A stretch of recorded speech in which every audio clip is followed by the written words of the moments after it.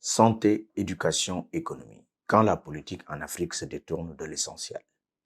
L'Afrique a de l'or sous les pieds, abondance des métaux précieux, environ 30% des réserves mondiales de minerais, comme hydrocarbures, 7,6% de réserves de pétrole, 7,5% de gaz, et la puissance démographique 1,418 milliards d'ici 2030.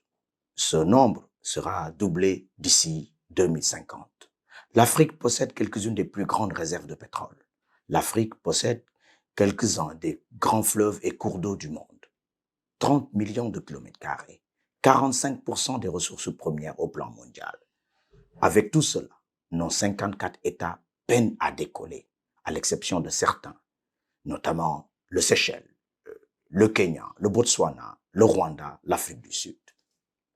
Pourquoi on ne décolle pas? Nous sommes en 2022. Notre système de santé est vétuste, caractérisé par des incidents macabres. Les 11 bébés en ont payé les frais quelque part.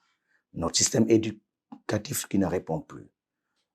Des problèmes d'eau, d'électricité au quotidien. Et l'économie dont on ne s'occupe pas. Conséquence, chômage accru des jeunes, avec une vague d'immigration clandestine. Pourquoi une telle situation? Une partie de l'élite, arrivée aux affaires depuis maintenant 50 ans, s'occupe beaucoup plus de faire de la politique politicienne au détriment de se préoccuper sur pourquoi ils ont été élus.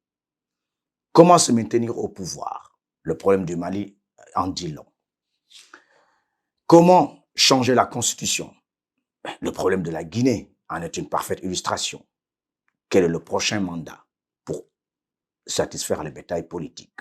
Comment emprisonner tel ou tel candidat, tel ou tel opposant, activiste? Du moins, comment disqualifier des candidats aux élections en inventant même des scénarios dignes de séries hollywoodiennes. Y a-t-il espoir? Oui, bien sûr. On assiste fort heureusement à une nouvelle vague de dirigeants qui émergent et qui s'imposent à nous tous. Ils ont comme credo un leadership éclairé, le capital humain, c'est-à-dire investir dans la population pour assurer leur développement, une stabilité pour nos institutions, une méritocratie, une revue complète des accords et relations avec les partenaires de l'Afrique. Ce changement de paradigme s'impose à nous et frappe à nos portes, et surtout avec une jeunesse de plus en plus exigeante. Donc, nos institutions africaines devraient fortement faire plus d'imagination et de créativité pour s'adapter aux réalités de l'heure.